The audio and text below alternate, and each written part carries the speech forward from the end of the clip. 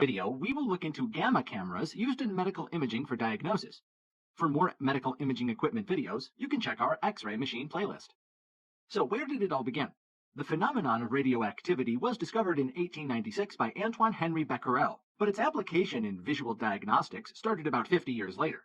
It was invented and constructed by H. Unger in 1957, improvements being made from 1958 to 1963.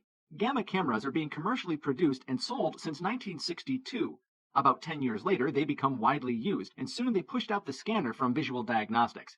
From 1965 to 1974, various centers developed their own computer programs. After 1974, computers with incorporated nuclear medicine software packages became commercially available. So, what is a gamma camera? In layman's terms, the gamma camera, or SPECT camera, is a camera that is able to detect scintillations, flashes of light produced when gamma rays, resulting from radioactive decay of single photon-emitting radioisotopes, interact with a sodium iodide crystal at the front of the camera. Gamma cameras are based on the detection of gamma rays emitted from radionuclides. Radionuclides can be ingested or injected into the body. This camera accumulates counts of gamma photons, which are detected by crystals in the camera. Just like an X-ray, the gamma camera will yield a two-dimensional projection of a three-dimensional object. A tomographic version of the gamma camera is called SPECT, which yields slices through the body. Because the detection techniques of gamma cameras and SPECT are based on the same concept, the same radioisotopes can be used for both techniques. Commonly used isotopes include technetium-99m, iodine-123, and indium-111. How does a gamma camera machine work? Gamma cameras, also called Unger cameras and scintillation cameras, are the most common means of forming an image. These cameras capture photons and convert them to light and then to a voltage signal. This signal is reconstructed to a planar image that shows the distribution of the radionuclide in the patient. The first part of the gamma camera is a collimator. It absorbs gamma rays that do not travel parallel to the plates, improving image resolution. The gamma rays that pass through the collimator strike a scintillation crystal. This crystal, often made of sodium iodide with trace amounts of thallium, fluoresces when it absorbs gamma rays. These flashes of light are detected by an array of photomultiplier tubes coupled to the crystal with light pipes. The photomultiplier tubes capture the flash and amplify the signal. The size of the signal is proportional to the energy of the absorbed photon. The signals from the photomultiplier tubes go through an analog to digital converter and then to a pulse height analyzer. This device detects the intensity of the signal, and thus the energy of the incident absorbed photons, and uses only photons from the radionuclide when forming the final image. Let's look into the components of a gamma camera. The major components in a gamma camera are the collimator, a large area scintillation crystal, a light guide, and an array of photomultiplier tubes.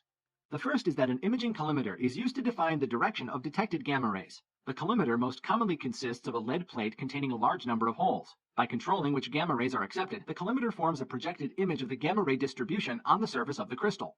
The second is that the crystal is viewed by an array of PM tubes rather than a single PM tube. Signals from the PM tubes are fed to electronic or digital position logic circuits, which determine the XY location of each scintillation event as it occurs by using the weighted average of the PM tube signals. Detector system and electronics. The gamma camera employs a single large area rectangular Knell detector crystal, usually 6 to 12.5 millimeters thick with sizes of up to 60 by 40 centimeters. An array of PM tubes is coupled optically to the back face of the crystal with a silicone-based adhesive or grease. Round PM tubes are arranged in a hexagonal pattern to maximize the area of the crystal that is covered. Some cameras use hexagonal cross-section PM tubes for better coverage of the crystal. Typical PM tube sizes are 5 centimeters in diameter. Most modern cameras employ between 30 and 100 PM tubes. The PM tubes are encased by a thin magnetic shield to prevent changes in the gain caused by changes in the orientation of the gamma camera relative to the Earth's magnetic field. Let's look into types of gamma cameras. There are two types of gamma cameras available currently on the market, the mobile gamma camera and the fixed gamma camera. Let's first look at the mobile gamma camera.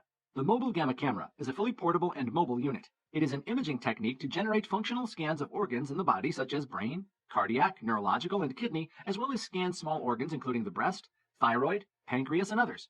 The mobile gamma camera scans the body by injecting a radionucleotide in the body or organ and records the resulting radioactivity by using gamma cameras. Image acquiring in mobile gamma camera is done in just 2 minutes. The complete examination of the patient from the time of the injection of radioisotopes and the final image acquisition is done in 10 minutes. The second type of camera is a SPECT gamma ray detector with computer tomography. SPECT is a nuclear imaging scan that integrates computed tomography, CT, and a radioactive tracer. The tracer is what allows doctors to see how blood flows to tissues and organs. Before the SPECT scan, a tracer is injected into your bloodstream. The tracer is radio-labeled, meaning it emits gamma rays that can be detected by the CT scanner. The computer collects the information emitted by the gamma rays and displays it on the CT cross-sections. These cross-sections can be added back together to form a 3D image of your brain. The radioisotopes typically used in spec to label tracers are iodine-123, technetium-99m, xenon-133, thallium-201, and fluorine-18. These radioactive forms of natural elements will pass through your body and be detected by the scanner. Various drugs and other chemicals can be labeled with these isotopes. This was the simplified video on gamma camera machines in medical field. If you liked the video, please